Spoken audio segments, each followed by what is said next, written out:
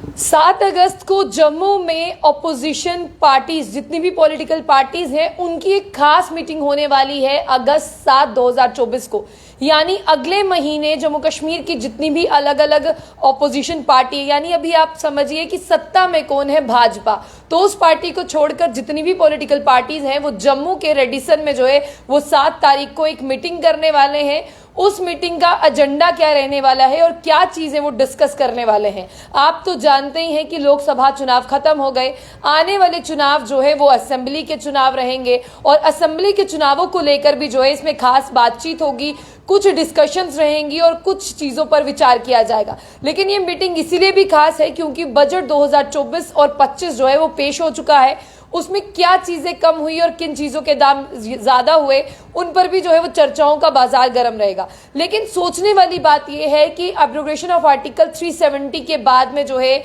आपने देखा कि यहां पर गुपकार अलायंस का गठन हुआ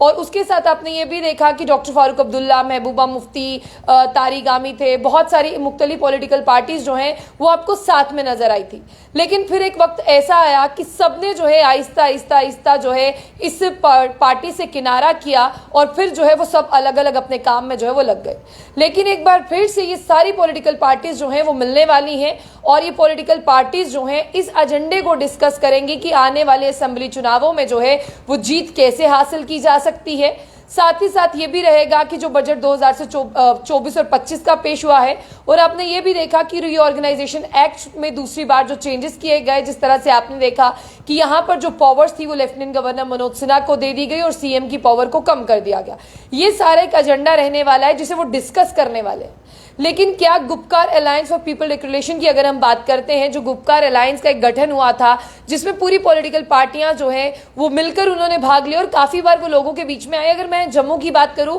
तो डॉक्टर फारूक अब्दुल्ला के रेजिडेंस पर बहुत बार गुपकार की मीटिंग हुई। अगर आप कश्मीर में देखा तो कश्मीर से गुपकार शुरू हुआ था और कश्मीर में भी बहुत बार मीटिंग हुई। लेकिन नतीजा क्या निकला, क्योंकि जब गुपकार को बनाया गया था तो ये कहा गया था कि गुपकार को इसीलिए बनाया गया ताकि आर्टिकल 370 जो है वो वापस आ सके। लेकिन अगर मैं आर्टिकल 370 की बात करूं तो सुप्रीम कोर्ट ने इसे जो है वो पूरी तरह से कहा कि एक टेम्पररी प्रोविजन है, ये वापस नहीं आ सकता। लेकिन हाँ, 30 सितंबर से पहले पहले जम्मू कश्मीर में चुनाव हो जाने चाहिए और जम्मू कश्मीर को जो है वो स्टेटहुड वापस मिल जाना चाहिए। लेकिन ना तो अभी 30 सितंबर आया है और ना ही अभी वो वक्त आया है जो सुप्रीम कोर्ट ने डेडलाइन दी थी। उसके बावजूद मैं आपको बता दूं कि इसमें एक बात जो है वो आप लोगों को हैरान जरूर करेगी, क्योंकि जब यहां पर नाम लिया गया था गुपकार का, गुपकार डिक्लेरेशन का, गुपकार डिक्लेरेशन में आपको अपनी पार्टी देखने को नहीं मिली थी, वही जी अल्ताफ बुखारी की पार्टी आपको देखने को नहीं मिली थी। लेकिन इस बार जो मीटिंग होने वाली है अगस्त 7 को, आपको अपनी पार्टी भी दिखेगी, पीपल कॉन्फ्रेंस भी दिखेंगी, नेशनल कॉन्फ्रेंस यानी शहजाद लोन भी आपको दिखने वाले हैं, नेशनल कॉन्फ्रेंस भी आपको दिखेगी,